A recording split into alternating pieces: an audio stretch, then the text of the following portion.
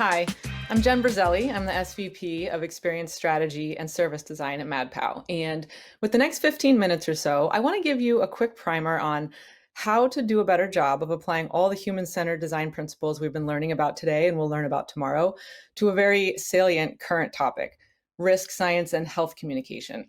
So let's just launch right in. I want to start with a little truism here about the more things change, a little of then and now. This was then, and this is now. This was then, and this is now. This was then, granted not quite so long ago, but still in the past, and this is now. So it would seem that, in fact, the more things change, the more they actually stay the same. Humans are kind of just human, and we've always been this way. I think this quote from Asimov actually sums it up nicely. The saddest aspect of life right now is that science gathers knowledge faster than society gathers wisdom. And in fact, I think this has always been true, not just today. We've actually done quite a lot of work to understand what are these phenomena that we see that we often call denial or skepticism. We've done a lot of research to understand specific cases, and authors like these have actually provided us a lot of great insight that describe what is happening when people engage in what we might otherwise call irrational behavior. The challenge is that most of this work is descriptive. It tells us why it's happening, but it doesn't actually give us a prescriptive sense of what to do about it. So I want to talk a little bit more about that today. And to do that, I want to highlight 3 really common misperceptions that you might be holding yourself. And if nothing else, if just debunking these misperceptions is all we get to, then I'm happy. The first is the assumption that people who engage in anti-science or anti-health behaviors are just in denial. So they must just literally be denying the facts.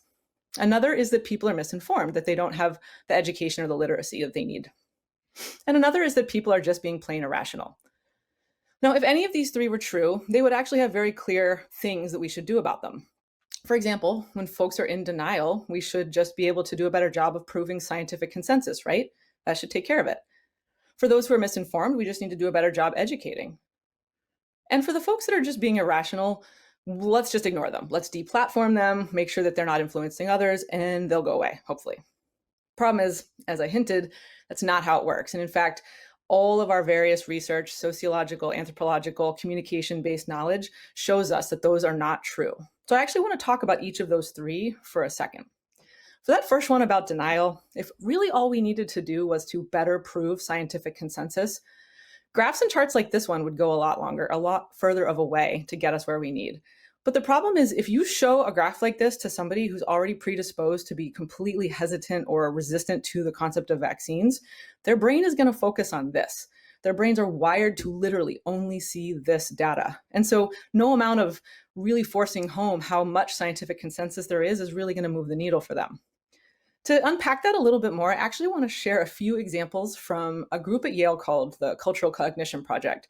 They're a group of folks that have worked to study and explain some of the phenomena that we're talking about today around risk perception and how we can better communicate and engage people to engage in those healthier behaviors, among other things.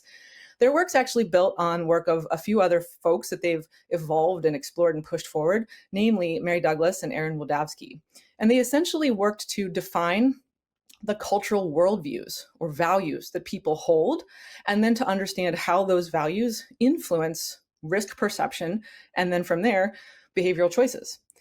Just to give a little context that we'll use for the rest of this talk, where they define these values are along 2 scales. The first is this scale, which is really how folks feel comfortable in structures. So some folks are much more comfortable in hierarchical structures, and others are much more comfortable in egalitarian structures.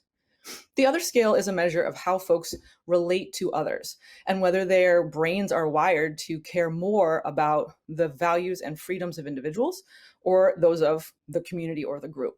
And so what you see here is essentially a 2x2 that talks about folks' values and cultural worldviews in a way that is going to be one of these quadrants. And it shows us how someone's brain is wired to receive information. Naturally, you're going to fall into one of these quadrants, and you might very well think that the values in the other quadrants are bad or you don't like them. And that's okay. And this talk is not about how to change values, nor is it about accepting everyone's values, especially if they're opposite of your own. But I'm going to make an argument here that is, you probably can't change someone's values in a matter of weeks or months. That's a generational conversation. Yet we have a more immediate need today, like getting people to wash their hands, wear masks, and get vaccinated. So let's meet them where they are, regardless of how we feel about their values. And maybe we can actually achieve what we need to for population health while we're still thinking about values and ideologies on a longer term time frame. So back to that concept of denial and talking about how to prove scientific consensus, I want to give you a quick example of a study that I think is very interesting that helps unpack why that one perception is not quite right. This is a study here that the group at Yale that I mentioned did with a series of 3 fake experts that they created. So they just picked these stock photos of, quote, expert white men, and they gave them these fake credentials on particular topics. And then they asked a bunch of participants in the study to read one of 2 versions of an article from each topic. So for example, global warming or climate change. They have this guy here, Robert Linden. He's a fake expert. His expertise is indicated by his credentials, pretty impressive. And then there's an article that's written by him about climate change. One version says climate change is a very real risk that we need to do something about. The other is a version that says it's not. And they asked people in the study to essentially, after reading the article, assess, is this man a knowledgeable and credible expert on? So the question here is really, what factors influence whether someone trusts the scientific expertise of someone else? You would think that it depends on the credentials and the background of that expert, right? No.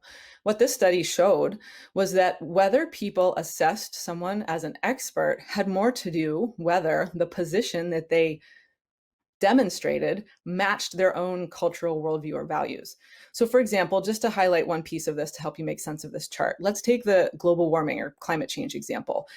For folks who read this article, the version that says climate change is a big risk and a big problem, if you remember that quadrant image I just showed you a bit ago, the folks who are at the hierarchical individualist side of that chart, those are values that are really tied to individual freedoms and very traditional structures. And a lot of the messaging around climate change is really kind of in opposition to that. It's much more about putting limits on things like trade and resourcefulness and asking communities to make sacrifices.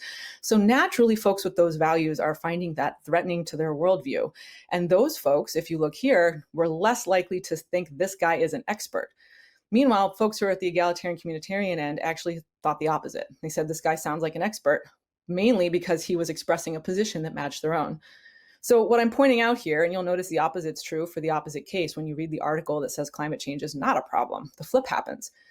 Theoretically, people should assess this guy's expertise the same regardless of what article they read. It should be based on his credentials. But in fact, we're finding that that's not the case.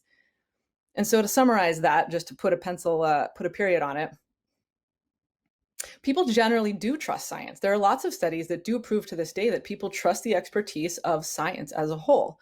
But our perceptions of scientific expertise and the policy implications that come out of that are colored by our values, and there's nothing we can do about it. All right, let's talk about that second one there. It was about misinformation and how what we really just need to do is educate. All right, education's great, and I'm all for it, but let's talk about why that's not going to be enough. So here's another study where they essentially asked folks how much risk they think something like climate change poses. And if you think about the cultural worldviews, as I mentioned them previously, we actually know that folks who are egalitarian and communitarian tend to already be predisposed to acknowledge climate change as a very real threat. So they're already going to be folks that say, to start it, they're going to say it's a high risk. Whereas people who are more hierarchical or individualists are going to be predisposed to assess climate change as a much lower risk. So this is just our starting point. And what we might predict if we educate, so this is a study where they gave people knowledge, they shared facts, they educated, basically increased the different literacies that folks had to engage with scientific information on this topic.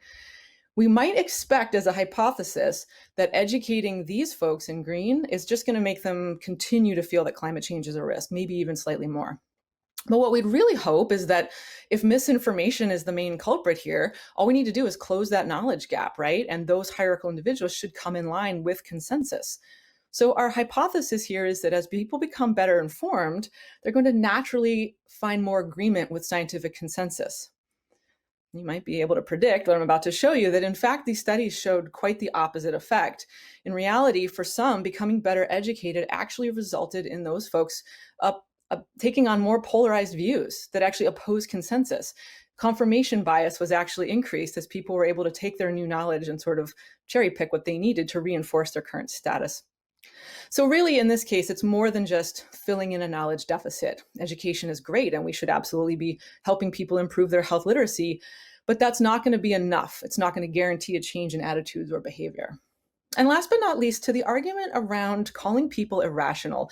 I do see this a lot, especially in the news and the way that we respond to stories of people who, were out protesting mask wearing, and we're quick to judge. And I think it's easy to say, like, they're irrational, we just shouldn't engage with them. But we can't take that tack with folks who are in positions of power and folks that have platforms that influence the behavior of others.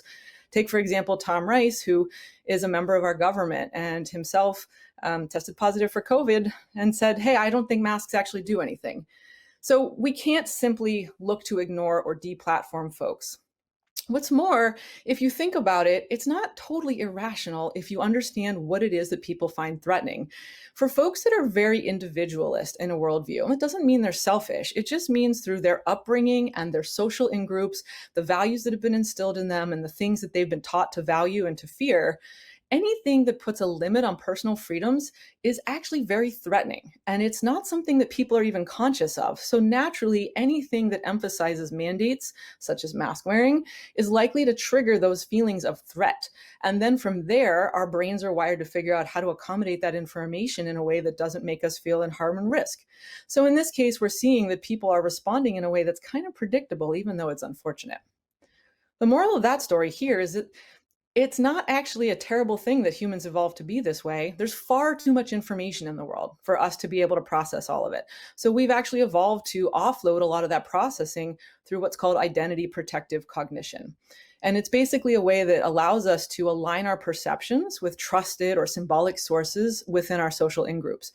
I can't process everything I learn on a day, but I'll look to people I trust, like authorities or other folks who have more information than me, and I'll just trust what their perception is so that I don't have to spend all that cognitive labor.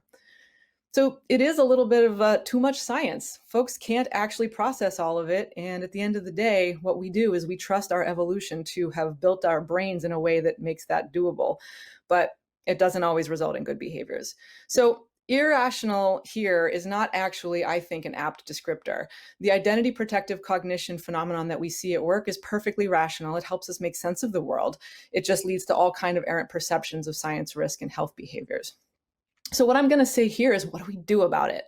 We have to figure out how to communicate persuasively and to nudge behaviorally in a way that meets people where they are. And I would argue here that that type of communication is a design challenge. And I don't mean this kind of design. I mean this kind of design. This is a quote by Herbert Simon, who's one of the folks that kind of helped originate a lot of the concepts associated with human-centered design. Everyone designs who devises courses of action aimed at changing existing situations into preferred ones. That's what we're aiming to do here. And there are a lot of folks that are doing good work to think about how we can be more compelling and persuasive in our communication about any kind of science or risk or health-related topic. So these are some very good examples of folks that I think have really nailed how to be better at storytelling and communication and reaching audiences where they are.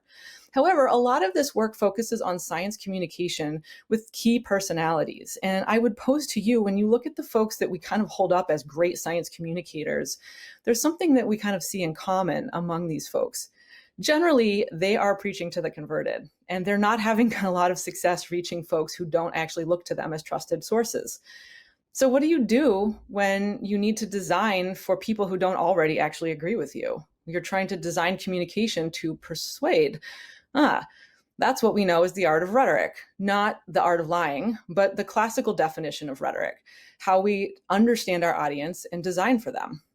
So I think this quote is nice here. Wherever there's design, there is rhetoric, and we can learn a lot from the art of rhetoric, as Aristotle and many wrote about. What does rhetoric look like in 2021? It looks like human-centered design. Design is a rhetorical art. And so if you think about human-centered design, if you Google it, you'll see a million different versions of the process that people claim are their own proprietary version, but you'll notice almost all of these start with the same thing. They start with empathy. So how do we build empathy for the type of folks we might be trying to persuade or engage to get them to engage in the kind of behaviors that are going to be better for theirs and others' health? Well, let's talk about this a little bit. When we actually look at what these different folks with different worldviews find threatening, we can make predictions based on what we know they value. For example, on the individualist side of the spectrum, we know that these folks tend to find these types of things to be true. People should be free to do what they deem they want to do. They are very threatened by mandates. They're really focused on resourcefulness and individual freedoms. And again, this doesn't mean that someone is selfish. It just means that their brains are wired to focus on these types of values. On the flip side, folks that are more communitarian in their values tend to focus a lot more on the group and the good of the group, putting sometimes the group ahead of the individual. And so you can kind of start to predict how somebody might respond to different forms of messaging depending on where they live on this spectrum. Similarly, if we look at the differences in these two, you'll see that folks that are more hierarchical tend to feel a lot more comfortable in structures where things are based on very traditional, conventional hierarchies, and they feel threatened by anything that is against that. On the flip side, folks that are more egalitarian in their values feel like there is more importance for equal access and participation than on maintaining rigid or classical structures. So I also want to mention that this gives us the ability to understand why people have issues that seem tied to these values. For example, someone who's hierarchical and individualist is going to be threatened by the mandate-focused central kind of tenets of gun control messaging, or something like the HPV vaccine.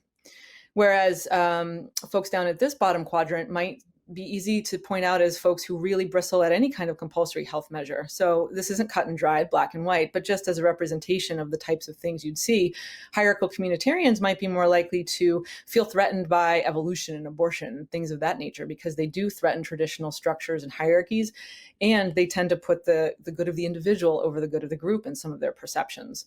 And then communitarian egalitarians are folks that are more likely to say climate change is a huge risk we need to do something about, because this puts access and participation of the group at risk. So hopefully at this point, some things are starting to click for you as you think about everything that we're facing today in terms of hope we can get more folks vaccinated and engaged in healthier behaviors. But basically, what I hope that you'll understand as we walk through this is there's more here than just these caricatures. So the majority of what we hear about in the news really focuses on stereotypes, but most people are much more moderate. They're really somewhere closer to the middle, both in their political ideologies as well as their cultural worldviews and how these values take shape. And I would also pose the question about you. Where do you fall here? You might find that you think your values are the right ones and therefore everyone else is wrong, and you're entitled to that view, but we still need to find ways to engage and persuade and nudge people to behave even if they don't agree with our values. So if we've talked about empathy here, I want to emphasize that it doesn't mean endorsement. It doesn't mean that we're actually saying you have to agree with the people on the other side of that cultural worldview aisle, but we can still meet them where they are by defining, ideating, prototyping, and testing the types of products and messaging we want to use with them with that understanding. So how do we actually do some of this? Here's what I'm going to say. You want to figure out how to both affirm the values that need to be affirmed without threatening the ones you don't need to threaten. So what does that look like?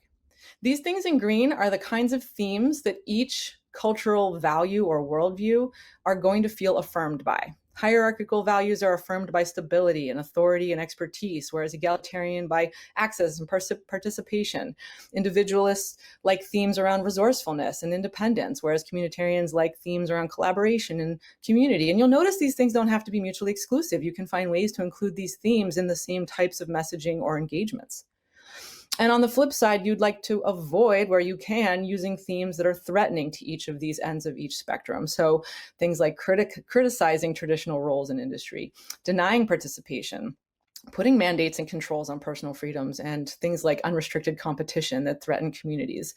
So you can find ways to avoid or downplay the things in red and highlight and improve and emphasize the things in green, and you're going to have much more success reaching folks at different sides of each of those conversations. So in a nutshell, what I'm saying is that framing your messaging about politically charged topics with identity affirming meanings can actually help mitigate resistance and polarization and make people more likely to engage in the behaviors you're hoping to get them to do. And hopefully you'll see that there are a lot of implications for that right now with the pandemic and the challenge that we face with vaccination and population health. So in a nutshell, in summary, I'd encourage all of you to judge less, design more. And in this case, I want to come back to this quote, but focus on this part of the quote. Every one of you that's here in this particular setting today has some role that can impact people using the knowledge that I've just shared with you. So I want to thank you for listening and have a great rest of the day.